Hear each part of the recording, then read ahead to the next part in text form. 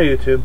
So I got a question from Harpmaker44 on knife steels and which ones would be best for bushcrafting and this type of a thing. Okay. The first thing we have to understand is that the knife on us is going to be our best option at any time when we're in a situation. A knife sitting on a store shelf is not helping you at this point. So there we go.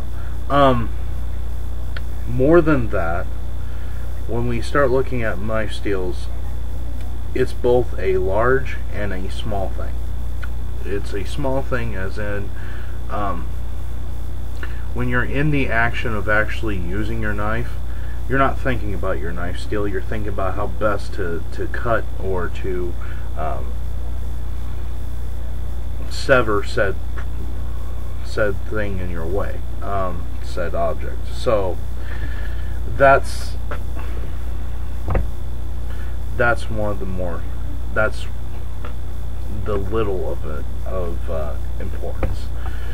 Where knife steel becomes very important then is more in the abrasion resistance, how easy or how hard it will be to put a good sharp keen edge on that blade, and how long that edge will last. There are secondary concerns that are just pretty much way down on the list. For bushcrafting, a high carbon steel blade, there is a chance that you can knock a spark off of it with a piece of flint. So once again, that's one of the qualities of high carbon steel. Now, depending on the heat treat and how it's been heat treated and tempered and all that stuff, well, now that modifies that ability of that steel. Obviously, the harder the steel, the less like you're going to be able to get a spark off of it in general. On the other hand, most hardness scale, pretty much so long as you've got a rock or something that is of a hardness scale of 7 or above, it does have the ability to cleave a piece of that metal off and causes it to combust in the oxygen, which is what creates your spark. So that's possible. So for some bushcrafters and for some people, that's the reason why they go high carbon more than anything, is because, hey, if I have this added functionality just by choosing the right steel. It's not a bad way to go, it's just a way to go. By the time we're talking about knife steels, we're not really looking at right or wrong per se. It's more of personal preference.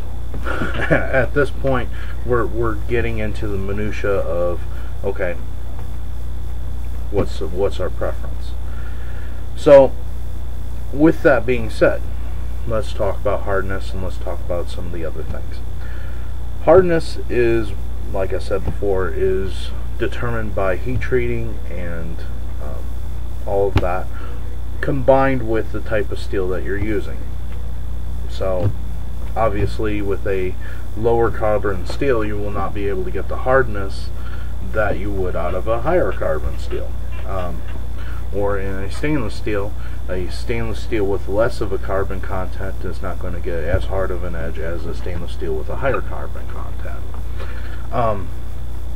Also, a lower carbon content blade will not be as sharp, and it will not be able to take as sharp of an edge as a higher carbon content steel, whether it's stainless or high carbon. Yes, stainless steels have carbon in them, you bet.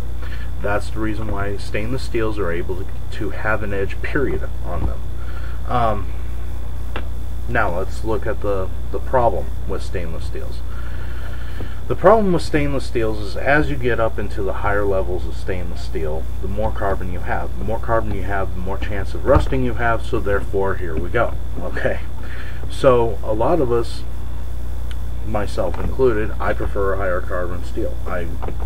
That's what I like. As far as stainless, in general, I'm not a big fan of stainless. I'm just not. I don't think that I get enough out of it personally for me to carry a stainless steel knife in general.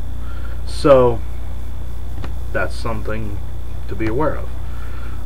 Will I carry a stainless steel knife? Yeah, if it's not that big of a deal for me, but if I were to have my rathers, I would much rather have a higher carbon blade.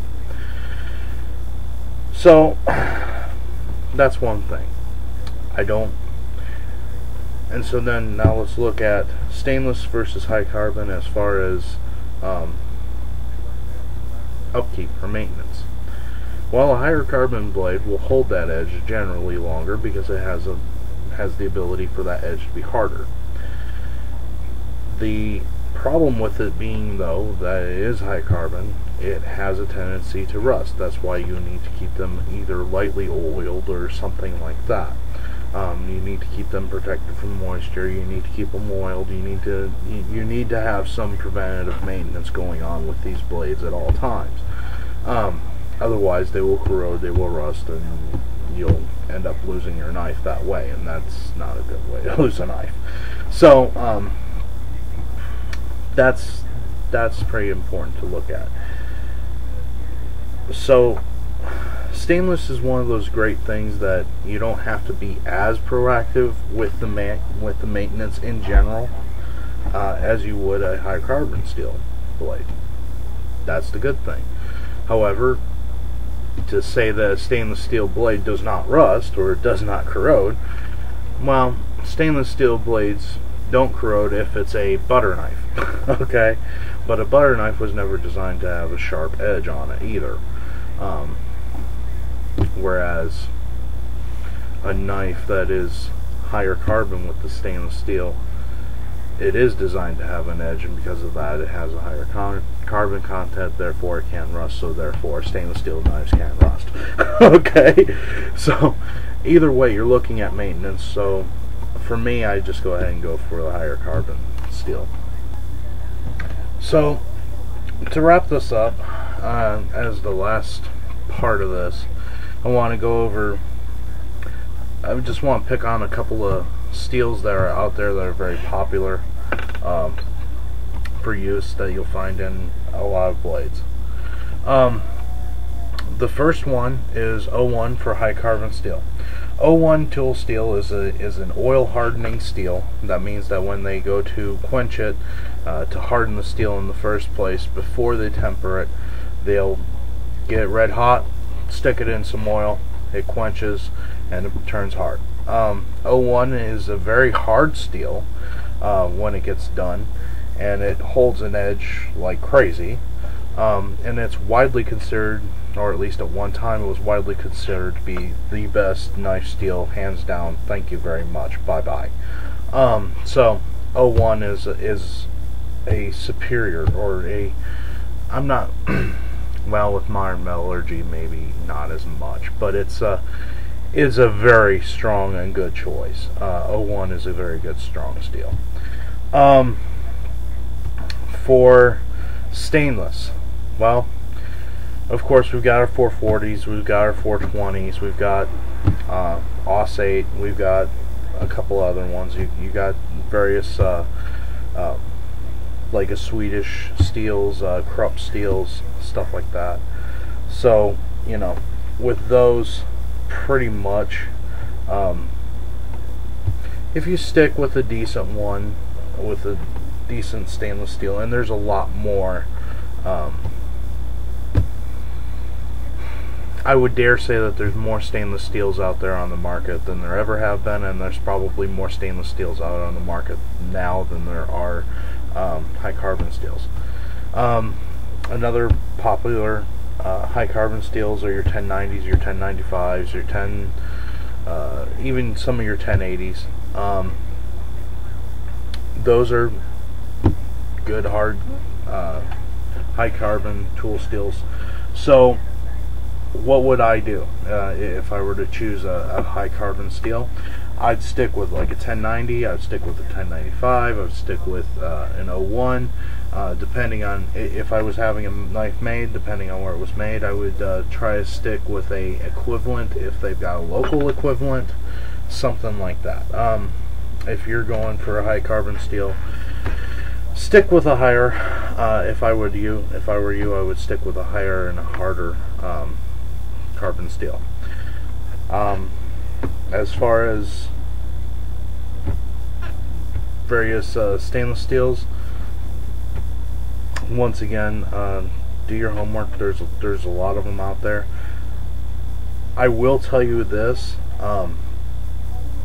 something else that does need to be said too, is if your knife edge or if your blade is going to be longer than, say, a foot or more, you're going to want to go towards a higher carbon steel, because a stainless steel like a 440 is very brittle. So, you know, 440 is great for a small knife, but as you increase the length of that thing, of that knife, if you have a stainless steel, it's more brittle, therefore it has a higher tendency to break. So if it breaks, well, there you go. So that's something else that I would be aware of. So anyway, that's pretty much my 2 cents on the whole idea of steels and such as that. I appreciate your comments. I appreciate your views. I appreciate your time. Defend your homes wisely.